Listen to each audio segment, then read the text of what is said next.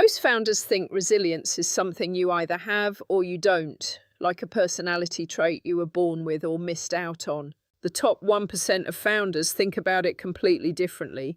They treat resilience like a system, something they actively build, monitor, and protect because they know that when it breaks down, the business pays the price. And if you're a female founder who's genuinely good at what you do, but completely exhausted by the pace of it, this is for you. Every decision you're making on depleted energy costs more than it should. Every setback hits harder than it needs to. That's not weakness. That's what happens when you run a proactive business on a reactive nervous system. So let me give you a 3-step reset that moves you from constant firefighting to proactive mental energy management. And I'm going to attach real business outcomes to every step, because without this, burnout isn't a risk you might encounter. It's already on your calendar. Step 1, diagnose your energy drain before you can reset anything. Here's the problem with how most founders respond to burnout. They try to fix it by working smarter, or they take a vacation, come back slightly less tired, and then crash again within 3 weeks. Neither approach works because they skipped the most important step entirely, figuring out where the energy is actually going. Before you can reset anything, you need a diagnosis. The distinction I want you to understand is reactive versus proactive energy management. Reactive means your nervous system is always responding to the last fire. Something goes wrong, you deal with it. Something else goes wrong, you deal with that. You're constantly one crisis behind. Proactive means you're running on a system you deliberately designed, where your energy is distributed by your priorities instead of by whoever's urgency landed in your inbox last. Now, burnout isn't a time management failure. That framing has sent a lot of founders down the wrong path, downloading productivity apps and color coding their calendars when that's not the actual issue. Burnout is a nervous system issue. Chronic fight or flight, which is what reactive energy management produces, depletes your decision quality, your team stability, and your execution consistency, even when revenue is growing. You can be hitting targets and still be in the process of burning out. So how do you actually diagnose it? You do a simple self-audit with 3 questions, and I want you to be honest when you answer them. First, which tasks consistently spike your stress? Not which ones are hard, but which ones produce a specific dread or resistance response before you even start them. Those are your drain points. Second, when do the symptoms show up? Symptoms meaning irritability, brain fog, poor sleep, the inability to make a straightforward decision without it taking twice as long as it should. Pay attention to timing. Is it after client calls, end of the week, post-launch? The pattern matters more than the individual incidents. Third, what does a typical week actually look like compared to what you planned it to look like? Most founders find there's a gap there that tells you everything. The difference between your planned week and your lived week is basically a map of where reactive demands are eating your proactive time. The common mistake at this stage is confusing being busy with being productive and mistaking exhaustion for commitment. A lot of high-performing women have been told, directly or implicitly, that if you're not exhausted, you're not working hard enough. So exhaustion starts to feel like evidence that you care. It's not. It's evidence that the system is leaking. Once you can see the pattern, something shifts. You stop being surprised by your own burnout and start treating it like data. And data you can work with. Diagnosing the drain is step 1. But knowing where energy leaks doesn't automatically stop the leak. That's where step 2 comes in. Step 2, simplify to your one high leverage thing. Now that you know where the energy is going, here's what usually shows up in that audit. Too much of everything. Too many offers, too many client types, too many priorities competing for the same limited mental bandwidth. And this is where I want to name something that doesn't get talked about enough in the burnout conversation. Fragmentation is one of the biggest hidden drivers of founder exhaustion. Not overwork in the raw hours sense, but cognitive overwork. The mental cost of holding 10 different priorities, 12 active clients across 3 different service types, and a to-do list that never actually shrinks. shrinks. That load is exhausting, independent of how many hours you're logging, because your brain is constantly switching context, reloading information, remaking micro decisions. It compounds quietly until one day you can't think clearly and you don't know why. So step 2 is simplification, but not the kind people mean when they say focus more. This isn't a productivity hack. It's a nervous system protection move. What the research on female founders consistently shows is that women who narrow down to their highest value work, the one offer, the one client type, the one lane they're genuinely built for, often maintain or grow revenue while working fewer hours. Not because they found some magic efficiency trick, but because the cognitive load dropped dramatically.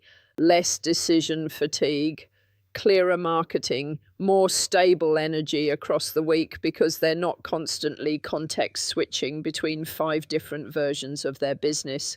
The pattern repeats. A founder spreads across multiple offers, burns out, prunes hard, focuses on one thing, and then grows faster in that lane than she ever did running everything in parallel. The pruning feels like losing, it feels like shrinking, but the data points in the opposite direction. So here's how you actually identify your one high leverage thing. Ask yourself 3 questions. What drives roughly 80% of your revenue right now? What work, when you're doing it, feels aligned with why you started this business in the first place? And if you had to cut everything down to one offer or one type of client tomorrow, what would you protect without hesitation? That intersection, the thing that's profitable, energizing, and non-negotiable, that's your one thing. Now, identifying it is only half the job. The second half is protecting it from the reactive demands that will immediately try to crowd it out, because that's what reactive mode does. It fills every available hour with the urgent at the expense of the important. This is where the golden hours concept comes in. 3 focused hours daily, blocked on your calendar, reserved exclusively for the work that connects directly to your one high leverage thing. Not email, not quick calls, not the task that landed in your inbox at 8 a.m. and felt urgent. 3 hours where you are doing the work that actually moves the needle, protected like a hard appointment you can't cancel. The reason this works isn't discipline, it's architecture. When you build the structure first, you don't have to make the decision every morning about what gets your best energy. The calendar already answered that question. And when your calendar genuinely reflects your priorities instead of everyone else's urgency, your energy stops bleeding out through 100 small decisions you were never supposed to be making in the first place. Once you've simplified what you're working on, the next step is building the system that keeps you out of reactive mode for good. Step 3, build your proactive recovery system. Most resilience advice you'll come across lands somewhere between rest more and set better boundaries. And look, those things aren't wrong, but they're not a system, they're a wish. And wishes don't survive a hard quarter.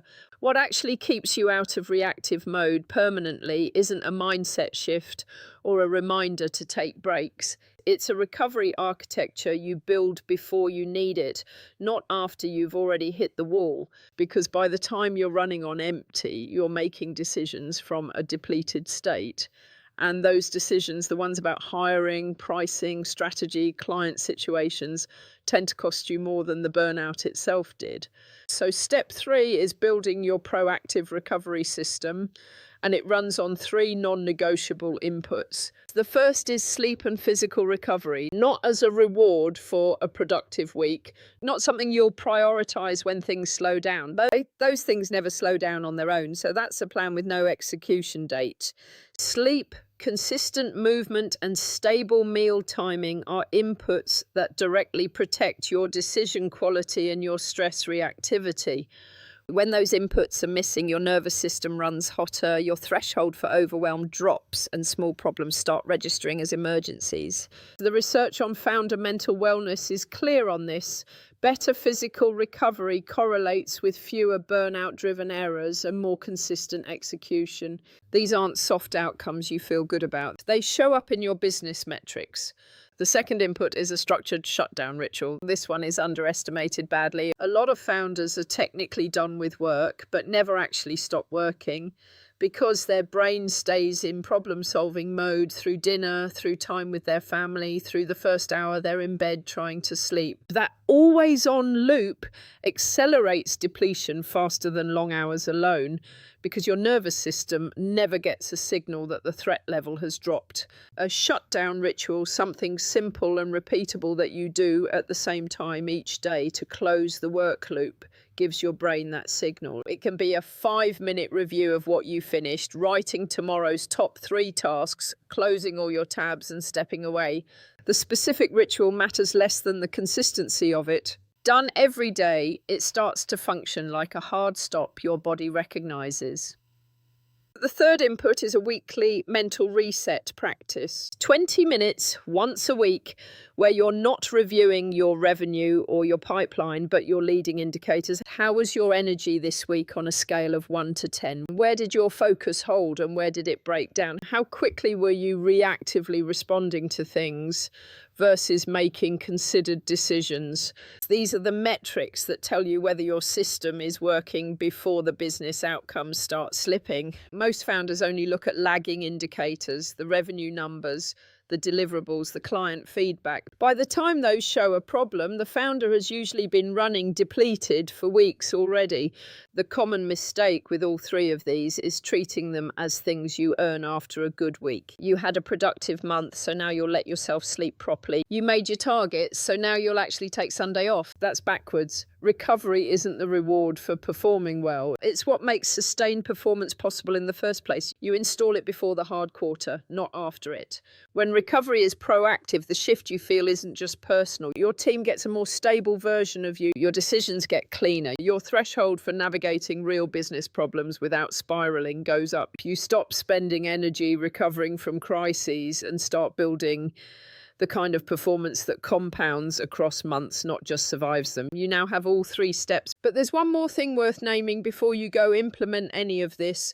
The business case you need to hear. Let me reframe something before you close this video, because the way most people talk about resilience keeps it in the self-care category, and that framing is part of the problem. Resilience isn't a wellness topic. It's a business strategy with a measurable return on investment, and the data from 2024 to 2026 founder wellness research makes this clear. The outcomes tracked in these studies aren't mood scores. They're decision cycle time, goal completion rate, execution consistency, and team stability. The companies seeing the strongest results from founder wellness programs are the ones treating them like operational investments, not perks. So let's talk about what it actually costs when founder functioning deteriorates, because founders tend to feel the personal toll first and undercount the business toll entirely.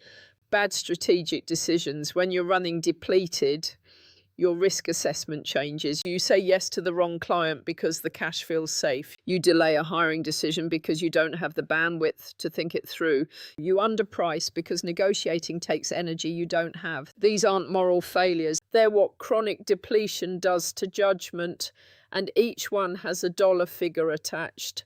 Missed hiring windows, team churn caused by founder volatility, delayed execution on work that was already planned. These are the financial losses that quietly stack up while you're focused on keeping everything moving on the surface. The research frames it as avoided downside, and for early stage founders especially, that downside is often larger than it looks from inside the week. Now here's the part that's harder to say, but needs to be said directly. A lot of high-performing women fuse their identity with their business. And when that happens, slowing down feels like failing. Rest feels like falling behind. Protecting your energy feels like something you'll do once you've earned it. But the founders who actually scale past burnout are consistently the ones who stopped treating exhaustion as evidence of commitment and started treating their own functioning as a business asset worth protecting. You're also carrying structural weight that doesn't show up in most resilience conversations. Caregiving responsibilities, funding gaps that force you to wear every hat longer than you should, The ongoing cost of having to prove yourself in rooms where the default assumption isn't in your favor. These aren't excuses and they're not character flaws. They're real structural loads that require a real system response. More willpower isn't the answer to a structural problem. So if you've been running on reactive energy and wondering why nothing feels sustainable yet, here's what I want you to hear. It's not because you're doing it wrong. It's because you're running a proactive business on a reactive operating system. The business has grown. The system underneath it hasn't caught up. That's what these 3 steps fix. You don't need more discipline. You need a better system, and now you have one. Pick one of the 3 steps and put it into practice this week. Just one. Don't try to implement everything at once. If you want to go deeper, the next video walks through the weekly reset practice in full detail. Link is right here.